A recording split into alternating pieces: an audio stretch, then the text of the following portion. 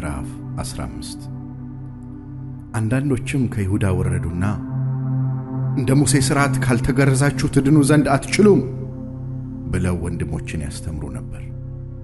በእነርሱና በጳውሎስ በበርናባስም መካከል ብዙ ጥልና ክርክር በሆነ ጊዜ ስለዚህ ክርክር ጳውሎስና በርናባስ ከእነርሱም አንዳንዶች ሌሎች ሰዎች ወደ ሐዋርያት ወደ ሽማግሌዎችም ወደ ኢየሩሳሌም ይወጡ ዘንድ ተቈረጠ። ቤተ ክርስቲያኑም በመንገድ እየረዳቸው እነርሱ የአሕዛብን መመለስ እየተረኩ በፊንቄና በሰማርያ አለፉ። ወንድሞችንም ሁሉ እጅግ ደስ አሰኟቸው። ወደ ኢየሩሳሌምም በደረሱ ጊዜ ቤተ ክርስቲያንና ሐዋርያት ሽማግሌዎችም ተቀበሏቸው። እግዚአብሔርም ከእነርሱ ጋር ያደረገውን ሁሉ አወሩ። ከፈሪሳውያን ወገን ግን ያመኑት አንዳንዶቹ ተነስተው ትገርዟቸው ዘንድና የሙሴን ሕግ እንዲጠብቁ ታዟቸው ዘንድ ይገባል አሉ። ሐዋርያትና ሽማግሌዎችም ስለዚህ ነገር ለመማከር ተሰበሰቡ። ከብዙ ክርክርም በኋላ ጴጥሮስ ተነስቶ እንዲህ አላቸው፣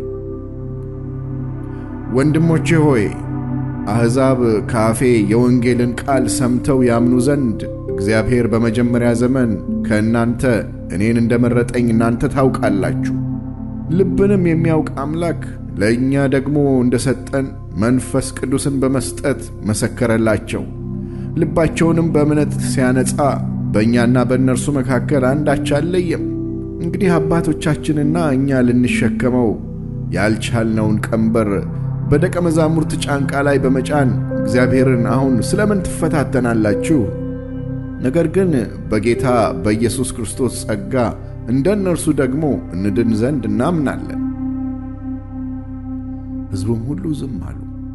በርናባስና ጳውሎስም እግዚአብሔር በእጃቸው በአሕዛብ መካከል ያደረገውን ምልክትና ድንቅ ሁሉ ሲተርኩላቸው ይሰሙ ነበር።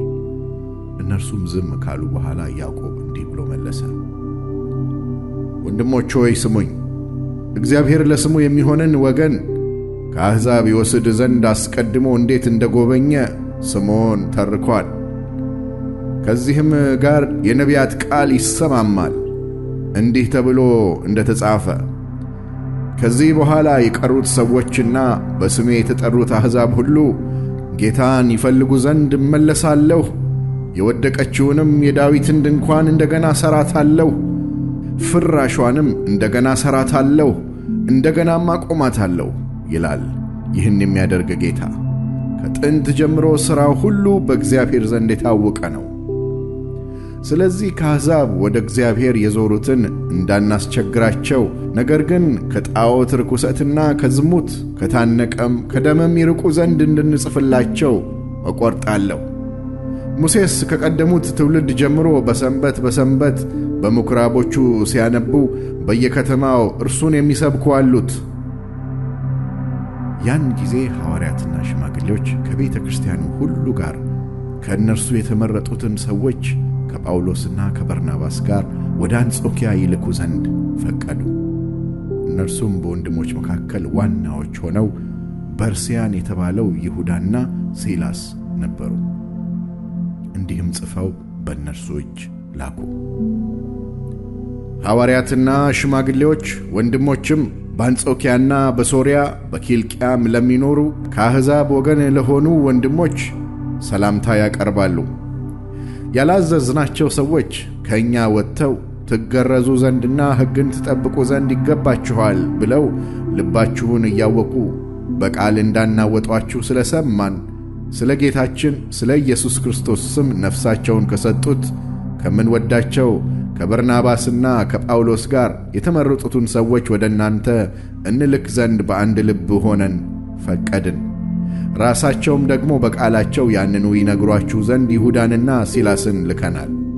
ለጣዖት ከተሰዋ ከደምም ከታነቀም ከዝሙትም ትርቁ ዘንድ ከዚህ ከሚያስፈልገው በቀር ሌላ ሸክም እንዳንጭንባችሁ እኛና መንፈስ ቅዱስ ፈቅደናልና።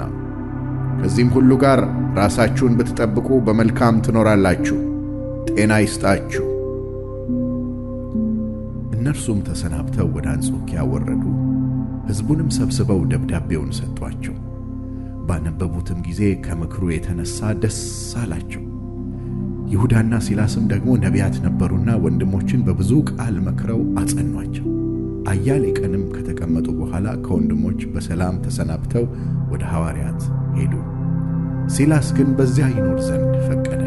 ጳውሎስና በርናባስም ከሌሎች ከብዙ ሰዎች ጋር ደግሞ የጌታን ቃል እያስተማሩና ወንጌልን እየሰበኩ በአንጾኪያ ይቀመጡ ነበር። ከጥቂት ቀንም በኋላ ጳውሎስ በርናባስን ተመልሰን የጌታን ቃል በተናገርንበት በየከተማው ሁሉ ወንድሞችን እንጎብኛቸው፣ እንዴት እንዳሉም እንወቅ አለው። በርናባስም ማርቆስ የተባለውን ዮሐንስን ደግሞ ከእነርሱ ጋር ይወስድ ዘንድ አሰበ። ጳውሎስ ግን ይህን ከእነርሱ ጋር ሊወስድ አልፈቀደም። ከእነርሱ ዘንድ ከጵንፍልያ ተለይቶ ነበርና ወደ ሥራም ከእነርሱ ጋር አልመጣም ነበርና። ስለዚህም እርስ በርሳቸው እስኪለያዩ ድረስ መከፋፋት ሆነ። በርናባስም ማርቆስን ይዞ በመርከብ ወደ ቆጵሮስ ሄደ። ጳውሎስ ግን ሲላስን መረጠ። ወንድሞችም ለእግዚአብሔር ጸጋ አደራ ከሰጡት በኋላ ወጣ። አብያተ ክርስቲያናትንም እያጸና በሶርያና በኪልቅያ ይዞር ነበር።